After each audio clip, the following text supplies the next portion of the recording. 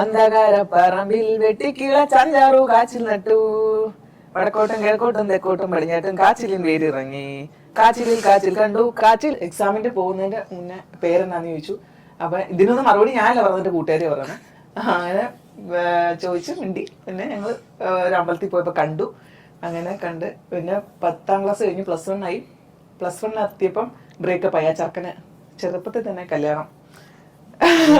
അവരുടെ വീട്ടുകാർ പറഞ്ഞു എന്നോട് ക്ഷമിക്കണം, ഞാൻ എൻ്റെ അച്ഛനും എന്നെ ഒരുപാട് കഷ്ടപ്പെട്ട് വളർത്തി, അതുകൊണ്ട് എനിക്ക് അവരെ വിഷമിപ്പിക്കാൻ പറ്റത്തില്ല. എന്റെ ചങ്ങങ്ങ് പിടച്ചു പോയി.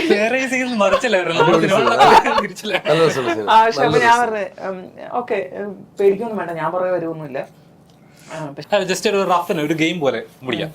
ഇപ്പൊ ഒരു ആണ് കാണൽ, ഞാനാണ് ചെറുക്കൻ, ചേച്ചിയാണ് പെണ്ണ്, ഒരു വീട്ടുകാര് ഒരു ജസ്റ്റ് ഒരു റഫായിട്ട് ഒരു ആണ് കാണൽ എവിടെ നടക്കുന്നത് എന്നോട് ചോദിക്കാം. അല്ല ഞാൻ എനിക്ക് അറിയില്ലല്ലോ.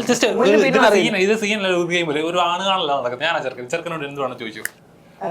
വീട്ടുകാരാണ് നിങ്ങൾ, പെണ്ണിന്റെ വീട്ടുകാർ പെണ്ണ് വന്നിട്ടുണ്ട്. പേരെന്താ? നാണം വേണോ? നിബിൻ. ഞാനാണല്ലോ ചെറുക്കൻ. പേരെന്താ? നിബിൻ. എന്താ ചെയ്യുന്നത്? മീഡിയയിലാണ് വർക്ക് ചെയ്യുന്നത്. കുറച്ചൊക്കെ വീഡിയോസ് ഒക്കെ ചെയ്യാറുണ്ട്, യൂട്യൂബ് ഒക്കെ നോക്കുന്നുണ്ട്. അത്യാവശ്യം റീച്ച് ഒക്കെ ഉണ്ടോ? ചെറുതായിട്ട്. ചെറുതായിട്ടേ ഉള്ളൂ. ഇൻകം കുഴപ്പമില്ല, വീട്ടിലോട്ട് കൊടുക്കാനുള്ളൊക്കെ കിട്ടുന്നുണ്ട്. ഒരു പെണ്ണും കൂടെ വന്നാലും നോക്കാനുള്ള പറ്റും. അമ്മ അച്ഛനൊക്കെ? അമ്മ പണിക്ക് പോകുന്നുണ്ട്, അച്ഛനും പണിക്ക് പോകുന്നുണ്ട്, ഞാൻ വീട്ടിലിരിക്കുക.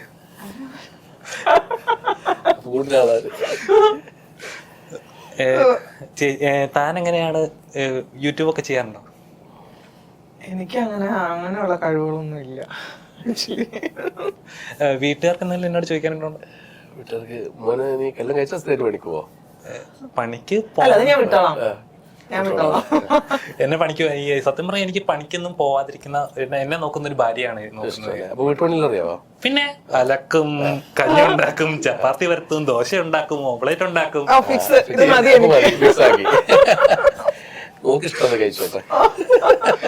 അപ്പൊ വേറെ ഡിമാൻഡ്സ് എന്തെങ്കിലും ഉണ്ടോ? എന്ത് ഡിമാൻഡ്സ്? ഞാൻ പൊക്കോളാം ജോലിക്ക്, നീ വീട്ടിലെ കാര്യങ്ങൾ നോക്കിയാൽ മതി. സുഖ സുന്ദരം. അപ്പൊ കല്യാണം ഫിക്സ്. സൂപ്പർ. അല്ല രണ്ടുപേരും, ഞാൻ പറയട്ടെ, ഇപ്പൊ എല്ലാരും പറഞ്ഞ പോലെ തന്നെ നമ്മള് എന്നെ നോക്കാൻ വേണ്ടിട്ട് ഒരാളുടെ ആവശ്യം അല്ലെങ്കിൽ നിന്നെ നോക്കാൻ വേണ്ടിട്ട് എന്റെ ആവശ്യവും ഇല്ല. എന്റെ കാര്യങ്ങൾ ഞാൻ തന്നെ ചെയ്യാം, നിന്റെ കാര്യങ്ങൾ നിനക്കൊരു ആവശ്യം വരെ ഒരു കൂട്ട് കാര്യങ്ങൾ ഷെയർ ചെയ്യാനായിട്ട്. അതെ അതെ. ശരിക്കും പറഞ്ഞാൽ പലപ്പോഴും അത് മിസ്അണ്ടർസ്റ്റാൻഡ് ചെയ്യപ്പെടുന്നുണ്ട്. ഇപ്പം ഫാമിലി നോക്കാൻ, ഒരു കല്യാണം എന്ന് പറയുന്നത് പലപ്പോഴും വീട്ടുകാരെ നോക്കാനായിട്ട് ഒരാള്. അത് മാത്രമല്ല പിന്നെ കുറെ ജോലികള് സിസ്റ്റം മാറണം. നമ്മള് പിന്നെ ഏത് ചൈന, മെക്സിക്കോ അല്ലെങ്കിൽ പിന്നെ ജപ്പാൻ, കൊറിയ, ഏത് രാജ്യങ്ങളെടുത്തൊക്കെയാലും, സൗത്ത് ആഫ്രിക്ക, പഠിക്കുമ്പോൾ തന്നെ ഗേൾഫ്രണ്ട് ഉണ്ടാവും. ഒരു +2 കഴിയുമ്പോഴത്തേക്ക് കോളേജിൽ വരുമ്പോഴത്തേക്ക് ഗേൾഫ്രണ്ട് ഉണ്ടാവും. അപ്പോൾ അവർ തമ്മിൽ എന്തെങ്കിലും കല്യാണം കഴിച്ചിരിക്കും. അപ്പോൾ ഒരു ഡേറ്റ് ആവും. അപ്പം ഒരു 18-19 വയസ്സാകുമ്പോൾ മക്കൾക്ക് ഗേൾഫ്രണ്ട് അല്ലെങ്കിൽ ബോയ് ഫ്രണ്ട് ഇല്ലെങ്കിൽ അച്ഛനമ്മമാർ വിഷമിക്കുന്ന നാടാണ് പുറം നാട്. ഒരുമിച്ച് ലിവിങ് ടുഗെദർ ആവും. പിന്നെ ഒരു സമയത്ത് കഴിഞ്ഞ ഒരു കല്യാണം കഴിക്കും. അപ്പോൾ കല്യാണം കഴിച്ചില്ലെങ്കിലും കൂട്ടൽ ആളുണ്ടല്ലോ. ഇവിടെ അത് സാധനം മാറണം. ഇവിടെ ഇപ്പോഴും നമ്മൾ പിടിച്ച് ഇപ്പൊ കേരളത്തിൽ ലിവിങ് എന്നൊരു ഓപ്ഷൻ വന്നു തുടങ്ങി. പഠിക്കുമ്പോഴേ ഈ സാധനം ഉണ്ടാവും, ഈ കൺസെപ്റ്റ് ഒന്നും ഉണ്ടാവില്ല. അത് ഒരുമിച്ച് അങ്ങ് പോയിക്കോളും. ചൈനയിൽ ഇപ്പം പഠിക്കുന്ന ഞാൻ ചൈനയിൽ വർക്ക് ചെയ്യുമ്പോൾ എന്റെ സ്റ്റാഫുകളെല്ലാം കപ്പിൾസ് ആണ്. 3 ഹസ്ബൻഡ് വൈഫാണ് എന്റെ സ്റ്റാഫുകൾ, 6 പേര്. അവരൊക്കെ പഠിക്കുമ്പോഴേ ലവേഴ്സ് ആയിരുന്നു. അവർ ഒരുമിച്ചിറങ്ങി, ഒരുമിച്ച് ജോലി ചെയ്തു, 2 പേരും ലോൺ എടുത്തു, വീടെടുത്തു, കാറെടുത്തു, പിന്നെ ഒരുമിച്ച് ജീവിക്കാണ്ട്, പിന്നെ ഒരു പ്രഗ്നൻസിന് കല്യാണം കഴിച്ചു. ആ ഒരു സാധനം ഇവിടെ വേണം. കാരണം പഠിക്കുമ്പോൾ സമയത്ത് ഇഷ്ടം തോന്നുന്ന ആ ഇഷ്ടം അതൊരു ഒറിജിനൽ സാധനമാണ്. അതങ്ങോട്ട് ഇങ്ങനെ തുടർന്ന് പോകും. ഇവിടെ ഫസ്റ്റ് ലവ് ആരായിരുന്നു?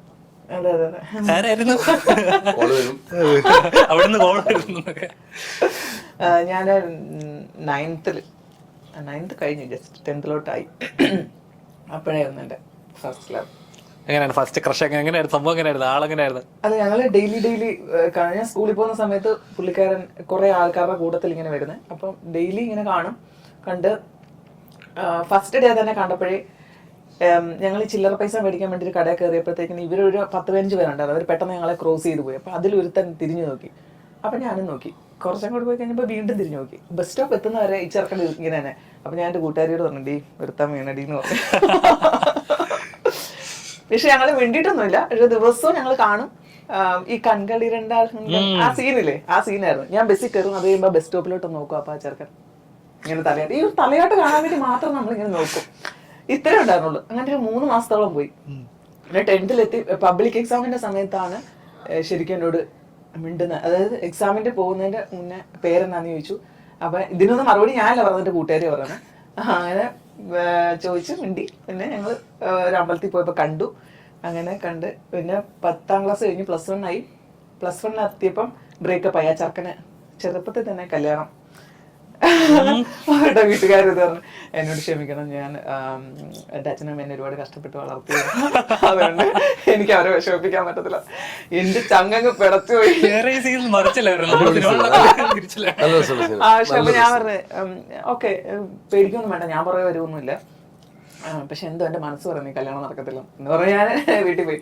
പക്ഷേ ഞാൻ പിന്നെ ആ വഴിക്ക് പോയിട്ടില്ല. കാരണം എന്റെ വീട്ടിൽ 10th ക്ലാസ്സിൽ പഠിക്കുമ്പോൾ തന്നെ ഈ ചെറുക്കൻ തന്നൊരു ലെറ്റർ പിടിച്ചായിരുന്നു. അപ്പൊ വീട്ടിൽ വൻ സീനായിരുന്നു. അപ്പോ അവർക്ക് ഞാൻ പ്രോമിസ് ചെയ്തു ഇനി ഒരിക്കലും ഇനി അങ്ങനെ ഒന്നും പോവില്ല. പക്ഷെ പിന്നീട് അപ്പൊ ഞാൻ ഓർത്ത് അച്ഛനും അമ്മയും പറഞ്ഞാണ് ശരി, അങ്ങനെ പോകാൻ പാടില്ലായിരുന്നു. പിന്നെ +2 ആയി. +2 ആയപ്പോ ബ്രേക്കപ്പ് ആയി. പിന്നെ ഭയങ്കര ഇതായി. അങ്ങനെ 8th നിലയിൽ +2 മാത്സിന് പൊട്ടി. അതെ, പക്ഷെ 1.5 വർഷം കഴിഞ്ഞിട്ട് ഞാൻ 18 വയസ്സായപ്പോഴത്തേക്കിനും സാരി നമ്മൾ അമ്പലത്തിൽ പോകുമ്പോൾ കൊടുക്കാൻ വേണ്ടിട്ട് മേടിച്ചിട്ട് തിരിച്ചു വരുന്ന വഴിക്ക് ഈ ചെറുക്കനെ വീണ്ടും കണ്ട്.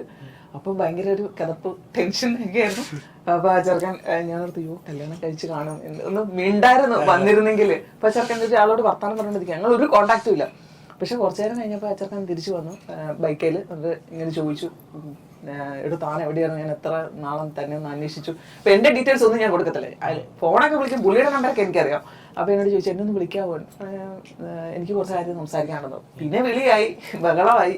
അപ്പൊ എന്താ ചെറുക്കൻ അവിടെ റിസൈൻ ചെയ്തിട്ട് നിൽക്കുമായിരുന്നു ബഹ്റിനിൽ പോകാനായിട്ട്.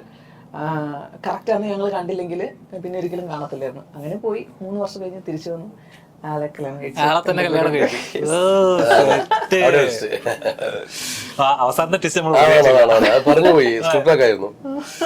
ശരിക്കും പറഞ്ഞാൽ അങ്ങനത്തെ ലവ് സ്റ്റോറി നമ്മളെ സ്കൂളിലുണ്ടാകുന്ന പ്രണയം എപ്പോഴും സ്പെഷ്യൽ. അതാ പറഞ്ഞത്. ഇത് പൊട്ടിപ്പോയ സമയത്ത് പഞ്ചവർണ്ണ പൈങ്കിളിത്തത്തെ എനിക്കാണെങ്കിൽ പിന്നെ സൂര്യ അല്ലല്ല സിന്ദൂര സന്ധ്യ പറയൂ നിൻ ആ പാട്ടൊക്കെ അതൊക്കെ മനസ്സമേനെ പാട്ടുകൾ പോലും നമ്മളെ ഭയങ്കരമായിട്ട് ബാധിക്കും എന്നുള്ളതാണ്. ശരിക്കും പറയാ അങ്ങനത്തെ ലവ് സ്റ്റോറികൾ ഇപ്പൊ. പക്ഷെ ഇപ്പോഴത്തെ നമ്മുടെ സൊസൈറ്റി എന്ന് പറഞ്ഞാൽ പ്രണയം എന്ന് പറയുന്നത് എന്തോ പ്രണയത്തിന് തന്നെ ഒരു വാല്യൂ ഇല്ല. ഒന്ന് കണ്ടു ഇഷ്ടപ്പെടുകയാണെന്നെങ്കിൽ നോ പറഞ്ഞു കഴിഞ്ഞാൽ ഉടനെ എന്തോ എനിക്ക് കിട്ടാത്ത വേറെ ആർക്കും കിട്ടരുതെന്നുള്ളൊരു മൈൻഡ്, അങ്ങനെ ഒരു അങ്ങനെയൊക്കെ ചെയ്യാൻ പറ്റുന്നതെന്ന് തോന്നുന്നില്ല. നമ്മൾ ബ്രേക്കപ്പ് ആയാലും ഓക്കെ പോയി രക്ഷപ്പെട്ടാൽ മതി, അങ്ങനെ ഒരു സാധനമാണ് നമുക്കൊക്കെ തോന്നുന്നത്. ഇപ്പൊ അതല്ല. അപ്പൊ ഇപ്പൊ നമ്മുടെ സൊസൈറ്റിയുടെ കുഴപ്പമാണ്. ഒന്ന് പറഞ്ഞ രണ്ടിനെ എനിക്ക് കിട്ടിയില്ല വേറെ ആർക്കും കിട്ടരുത്, അങ്ങനത്തെ ഒരു മെന്റാലിറ്റി. അത് എന്താ പറയാ, സൊസൈറ്റിയുടെ കുഴപ്പമാണ് ആളുകളുടെ കുഴപ്പമാണോ? എന്താ പറയാ, രണ്ടും. അതെ, ബന്ധങ്ങൾക്ക് ഒരു ആത്മാർത്ഥത ഇല്ല എനിക്ക്. ഇപ്പൊ ഒന്നല്ലെങ്കിൽ ഒന്ന് സീരിയസ്നെസ് ഇല്ല പിള്ളേർക്ക് ആണെങ്കിലും.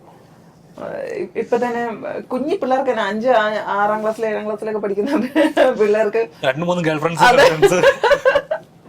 +2 ഒക്കെ എത്തുമ്പോഴത്തേക്ക് ഒരു വേറെ ലെവലാ. അപ്പം നോർമലി ഇപ്പൊ ഇപ്പോഴത്തെ ഒരു നമ്മുടെ ഇപ്പോഴത്തെ സൊസൈറ്റി തന്നെ എടുത്തു. കാരണം ഇച്ചിരി വളർന്നു, വിവാഹം എന്നൊരു കൺസെപ്റ്റ് മാറിയിട്ട് ആ ലിവിങ് ആയാലും ഓക്കെ എന്നൊരു മെന്റാലിറ്റിയാണ്. പക്ഷെ ഈ പറഞ്ഞ പോലെ ഒരു ഒരു സെക്ഷുവലായാലും ശരി ലവിലായാലും ശരി എന്തോ ഓക്കെ മൈൻഡാണ്. എന്നാൽ പണ്ടായിരുന്നെങ്കിൽ വിവാഹത്തിന് മുമ്പ് പയ്യനെ നോക്കാൻ പാടില്ല, പയ്യനുമായിട്ട് ഡീറ്റെയിൽസ് അറിയാൻ പാടില്ല. ഇപ്പം സൊസൈറ്റി കുറച്ചുകൂടെ ലിബറലായി, അടുത്തിരിക്കുന്ന ആളെ കുറച്ചുകൂടെ മനസ്സിലാക്കി കുറച്ച് നാൾ ഇടപഴകിയിട്ട് മാത്രമേ അയാളുമായിട്ടുള്ള ലൈഫ് മുന്നോട്ട് വേണോ വേണ്ടോ എന്ന് ഇപ്പം തീരുമാനിക്കുന്നത്.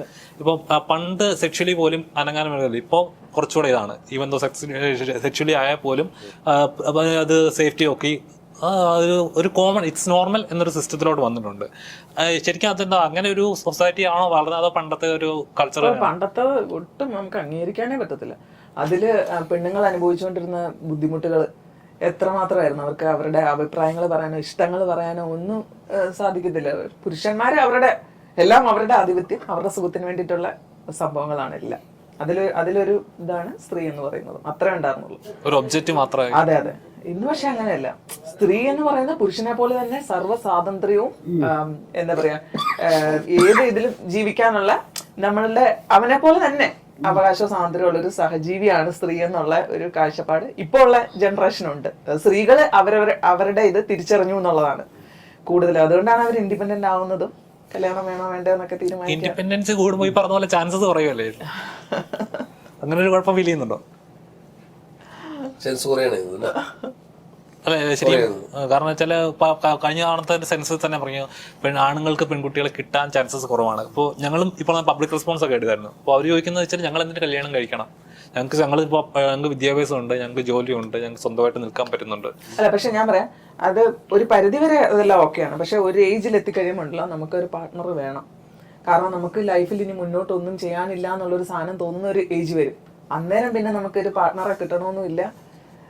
ശരിക്കും പറഞ്ഞാൽ നമുക്ക് കൂട്ടിനൊരാൾ വേണം, അതിൽ കുഞ്ഞുങ്ങൾ ഉണ്ടാവണം, അവരുടെ ജീവിതങ്ങളെ അവരുടെ വളർച്ച, ഇതൊന്നും ഇല്ലെങ്കിൽ പിന്നെ ഒരു കട്ട എത്തുമ്പോഴത്തേക്കിനും ഭയങ്കര ഡ്രൈ ആയി പോകും ലൈഫിൽ ഒരു കാര്യം ഷെയർ ചെയ്യാനായിട്ട് പറയാനൊന്നും ആളില്ലാതെ വരുമ്പോഴാണ് അതിന്റെ ബുദ്ധിമുട്ട് മനസ്സിലാവുന്നത്.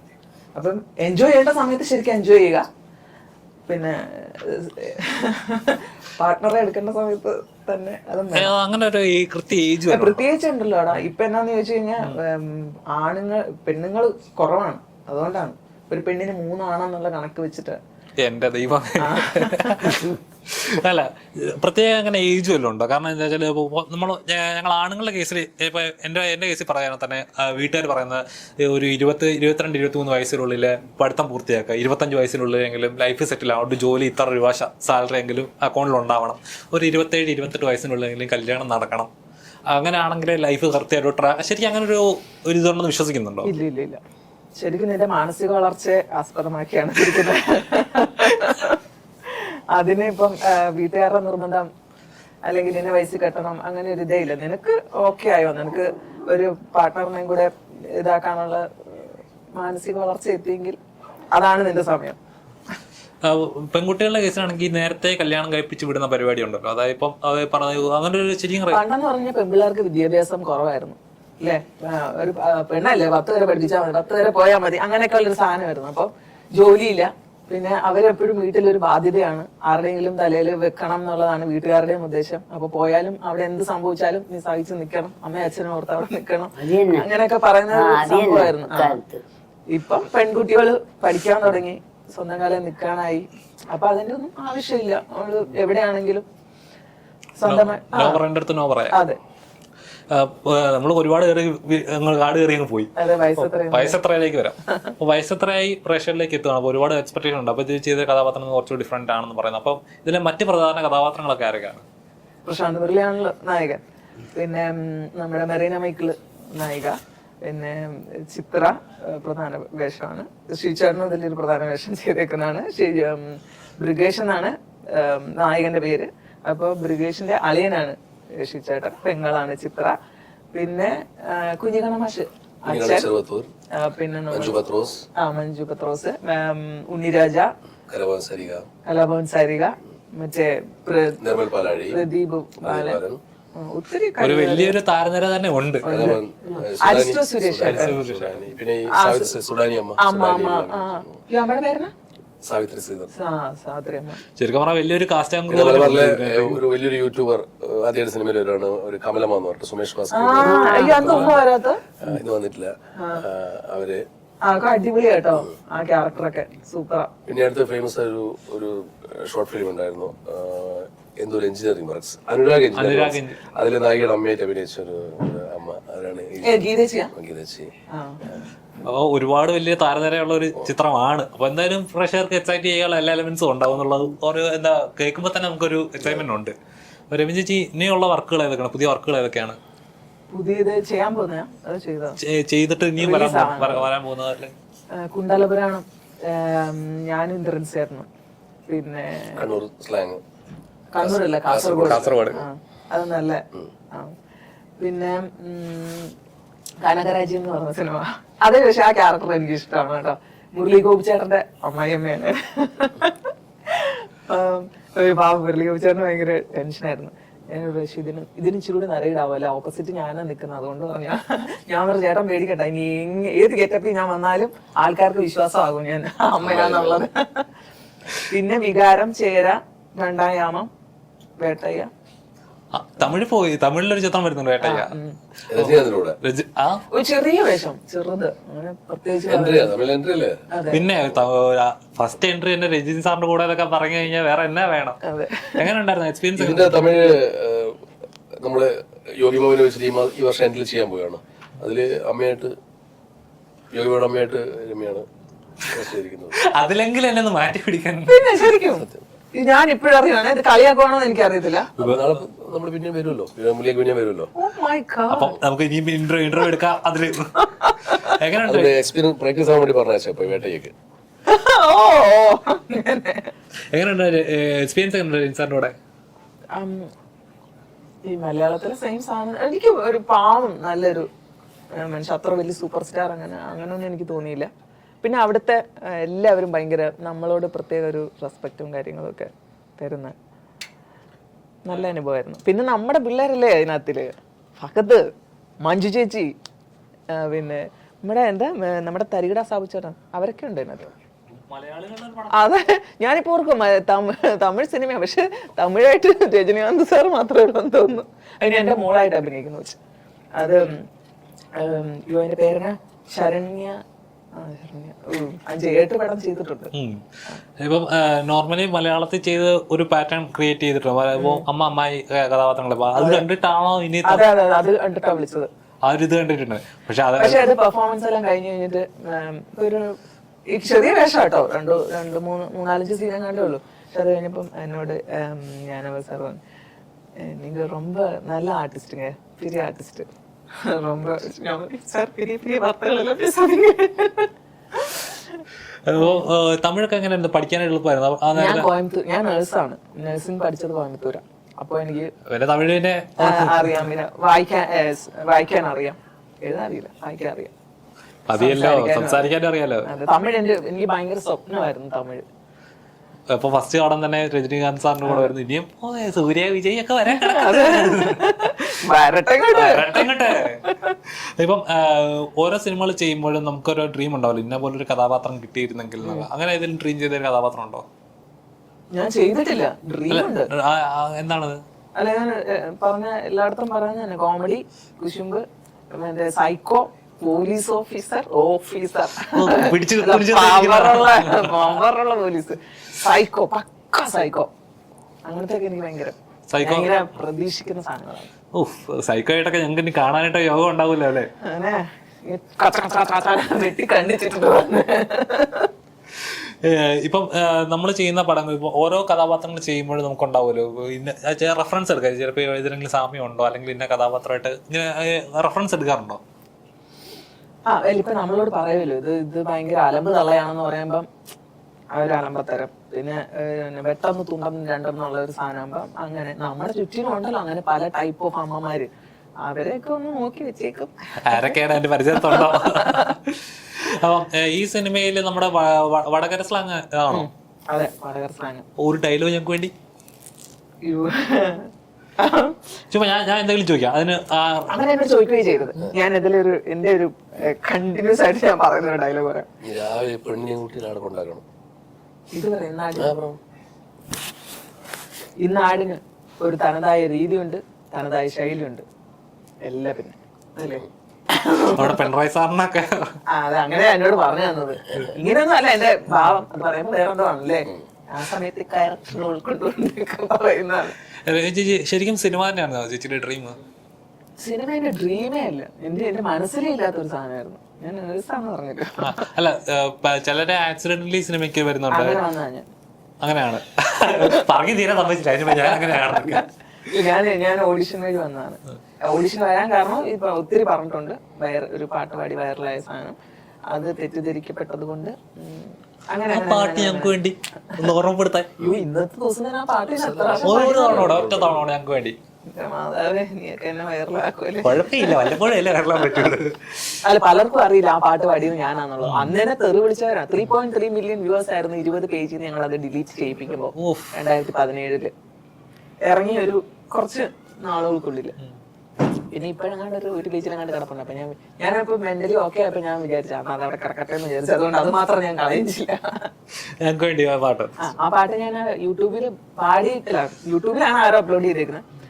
അപ്പൊ ആ പാടിയ രീതിയിലല്ല ഞാൻ പാടുന്നത്. അത് പാടിക്കഴിഞ്ഞാൽ വീണ്ടും ഞാൻ തെറിവിളി കേൾക്കും. അതുകൊണ്ട് മാന്യമായി പാടാം. അന്ധകാര പറമ്പിൽ വെട്ടിക്കിള ചഞ്ചാറു കാച്ചിൽ നട്ടു, വടക്കോട്ടും കിഴക്കോട്ടും തെക്കോട്ടും പടിഞ്ഞാട്ടും കാച്ചിലിൻ വേരിറങ്ങി, കാച്ചിലിൽ കാച്ചിൽ കണ്ടു, കാച്ചിലിന്റെ വള്ളിയിലും കാച്ചിൽ കണ്ടു, വെട്ടിപ്പുഴുങ്ങുവാനായി പാത്രങ്ങൾ സ്തോത്രഗീതങ്ങൾ പാടി. പറയുള്ളൂ. ഇത് ഞാൻ രണ്ട് പ്രാവശ്യം വെച്ച് പാടി ആണ് ഇട്ടിരുന്നത്. കുറച്ച് ബിൽഡപ്പ് കൊടുത്തായിരുന്നു. ഞാൻ ഭയങ്കര പാട്ടുകാരിയാണ്, വലിയ സംഗീതം അഭ്യസിച്ച ആളാണെന്നൊക്കെ പറഞ്ഞിട്ടാണ് ഇതിട്ട്. അപ്പൊ ആൾക്കാർ വിശ്വസിച്ചു ഞാൻ എന്തോ ടിപ്പ് പറയാൻ പോവാണ്. അത് കഴിഞ്ഞപ്പോ ഞാൻ അലറി പൊളിച്ചില്ലേ. പിന്നെ ആൾക്കാർ എന്നെ എടുത്തിട്ടങ്ങ് മേഞ്ഞു. വല്ലപ്പോഴൊക്കെ മെയിൻ നല്ലല്ലേ? കാരണം വല്ലപ്പോഴും ഇല്ല, എനിക്ക് ഇടക്കിടക്ക് കിട്ടാറുണ്ട്. അപ്പോൾ നമ്മൾ ചെയ്യുന്ന ഓരോ ചേച്ചി ഇപ്പം ചെയ്യുന്ന കഥാപാത്രങ്ങൾ നോക്കുകയാണെങ്കിൽ അമ്മയെ കഥാപാത്രങ്ങളെല്ലാം പറഞ്ഞു. ഇപ്പം ഒരു ഏത് സിനിമ ചെയ്യുമ്പോഴും അല്ലെങ്കിൽ നമ്മൾ ഡ്രീം ഉണ്ടാവില്ല, ഇന്ന ആളുടെ കൂടെ വർക്ക് ചെയ്യണം അല്ലെങ്കിൽ ഇന്ന ഡയറക്ടറുടെ വർക്ക് ചെയ്യണം. അങ്ങനെ ഡ്രീം ചെയ്യുന്ന ഏതെങ്കിലും ഡയറക്ടേഴ്സ് ക്രൂ അങ്ങനെ ഏതെങ്കിലും ഉണ്ടോ? ദിലീഷ് പോത്തൻ, ബ്രെഡ് ഷൈൻ, ലിജോ ജോസ് പെല്ലിശ്ശേരി, പിന്നെ ആക്ടേഴ്സ് ആണെങ്കിലും എല്ലാരും കിടക്കുന്നേ ഉള്ളൂ. ഞാൻ 10-28 പടം ചെയ്തെന്ന് പറഞ്ഞിട്ട് കാര്യമില്ല. ലാലേട്ടൻ, പൃഥ്വിരാജ്, ദുൽഖർ, ജയറാമേട്ടൻ, ദിലീപേട്ടൻ, ജയസൂര്യ, ഇഷ്ടംപോലെ ആൾക്കാർ കിടക്കുവാണ്. മലയാള സിനിമ മുഴുവൻ പേരും ഉണ്ട്. ഞാൻ നിവിൻ പോളി, സുരാജേട്ടൻ, ഫഹദ്, പിന്നെ എല്ലാം ന്യൂജൻ പിള്ളേരുകളാണ്. നമ്മുടെ ബാലു, മറ്റേ ലുക്മാൻ, അങ്ങനെയുള്ള പിള്ളേർ സെറ്റുകളുടെ കൂടെ അവരുടെ അമ്മയായിട്ടാണ് അഭിനയിച്ചിരിക്കുന്നത് മൊത്തം. ഇനി പഴയ ആൾക്കാരുടെ കൂടെ വരും. ചേട്ടാ, ഇപ്പൊ ഇനിയൊരു ചിത്രം ചെയ്യുകയാണെങ്കിൽ ഏത് ജോണർ? ഇതൊരു കോമഡി ജോണർ ആണെന്ന് പറഞ്ഞു. ഇനിയൊരു ചിത്രം ചെയ്യുകയാണെങ്കിൽ റിയൽ ലൈഫാണ്. ബിവെയർ ഓഫ് മൈ സൺ എന്ന് പറഞ്ഞ മൂവിയാണ് അടുത്ത ചിത്രം. ഞങ്ങൾ ജൂണിൽ സ്റ്റാർട്ട് ചെയ്യും. അപ്പം എനിക്കൊരു തമിഴ് സിനിമയിൽ അഭിനയം കിട്ടിയിട്ടുണ്ട്. യോഗി ബാബുയുടെ കൂടെ ഷാപ്പാട്ട് രാമൻ എന്ന് പറഞ്ഞിട്ട് തമിഴ് ഡയറക്ടറാണ്. AR മുരുദാസിനെ അസോസിയേറ്റ് ചെയ്യുന്ന പടമാണ്. സ്ക്രിപ്റ്റ് ഞാൻ ഇരിക്കുന്നത് തമിഴ് പടമാണ്, ഷാപ്പാട്ട് രാമൻ. ജൂലൈ ഓഗസ്റ്റ് സ്റ്റാർട്ട് ചെയ്യും. ഇവിടെ ഞങ്ങൾ ബിവെയർ ഓഫ് മൈ സൺ ജൂണിൽ സ്റ്റാർട്ട് ചെയ്യും. അത് ഒറിജിനൽ കഥയാണ്, കോമഡിയിൽ പറഞ്ഞുകൊണ്ട് ഒരു എൻ്റെ ഡിഫറെൻറ്റ് കിഡ്സ് മൂവിയാണ്. അപ്പം എന്തായാലും വയസ്സെത്രയായി? 28 റിലീസ്. കൂടെ തന്നെ വലിയൊരു ചിത്രമായ ആടുജീവിതം മലയാളികൾ ഒരുപാട് എക്സ്പെക്ട് ചെയ്യുന്ന ഒരു ചിത്രം കൂടിയാണ്. അപ്പോൾ പേടിയുണ്ടോ തിയേറ്ററുകളിലെ എണ്ണം കിട്ടുമെന്ന്? എന്നൊന്നും പേടിയില്ല. പടം കണ്ടോളൂ, ആൾക്കാർ കണ്ടോളും. ആദ്യത്തെ 3 ദിവസങ്ങൾ പടം പിന്നെ ആൾക്കാർ കണ്ടു കഴിഞ്ഞാൽ പിന്നെ അങ്ങ് കയറി കൊടുത്തിക്കോളും. നമ്മള് തിയേറ്ററുകൾ കിടക്കില്ലേ കടൽ പോലെ കേരളത്തില്. പ്രേമലും ഇതൊക്കെ കണ്ടിട്ട് അതൊക്കെ ഒഴിഞ്ഞു മാറി പുതിയ പടങ്ങൾ വരണം, 2 പടം വരണം. പിന്നെ അത് വേറൊരു ക്ലാസ് പടം, ഞങ്ങളത് വേറൊരു ഫാമിലി സെറ്റ്. അത് ഒരു കുടുംബത്തോടെ പോയി കഴിഞ്ഞിരുന്നിട്ട് ആഘോഷിക്കാൻ പറ്റിയ സിനിമ നമ്മൾ. അപ്പം ചിത്രം വലിയൊരു വിജയമായിട്ട് ഞങ്ങൾ ആശംസിക്കുന്നു. അപ്പോൾ കാണാൻ വരുന്ന പ്രേക്ഷകരോട് എന്താണ് പറയാനുള്ളത്? പ്രേക്ഷകര് കുടുംബത്തോടെ പോകണം. അച്ഛനും അമ്മയും മക്കളും അച്ഛമ്മയും അച്ചാച്ചനും പറ്റുമെങ്കിൽ പണ്ടുള്ള പോലെ വലിയൊരു ബസ്സിലോ ജീപ്പിലോ അയൽപ്പക്കത്തെ ആൾക്കാരിലും കൂടി ചേർന്ന് പോകുന്ന പോലെ കൂട്ടായിട്ട് പടത്തിന് പോകണം. തിയേറ്ററുകളിൽ ഞങ്ങൾ 60 തിയേറ്ററുകളുണ്ട്. എറണാകുളം 40 തിയേറ്റർ, പിന്നെ 20 തിയേറ്റർ ഉണ്ട്. തമിഴ്നാട്ടിൽ ചെന്നൈയിലും പിന്നെ ബാംഗ്ലൂരും പടം റിലീസാകുന്നുണ്ട്.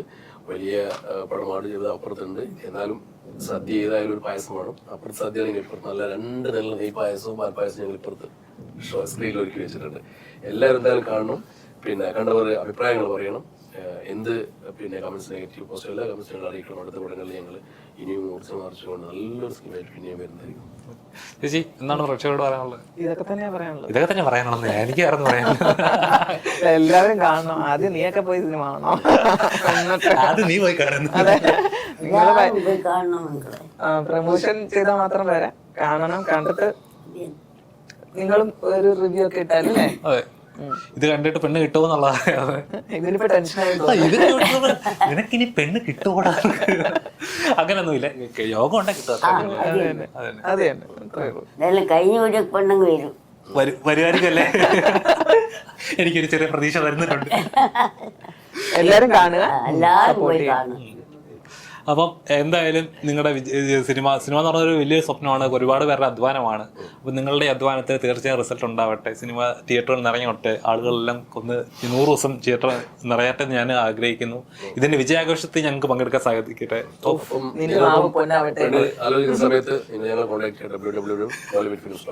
ഉറപ്പായിട്ട് പെണ്ണ് കിട്ടി ഞാൻ വിളിക്കും. എല്ലാരും പോയി കണ്ടാൽ നിങ്ങൾക്ക് അറിയാം. സിനിമേൻ്റെ. തീർച്ചയായും ഞങ്ങൾ എല്ലാവരും തിയേറ്ററിലുണ്ടാവും.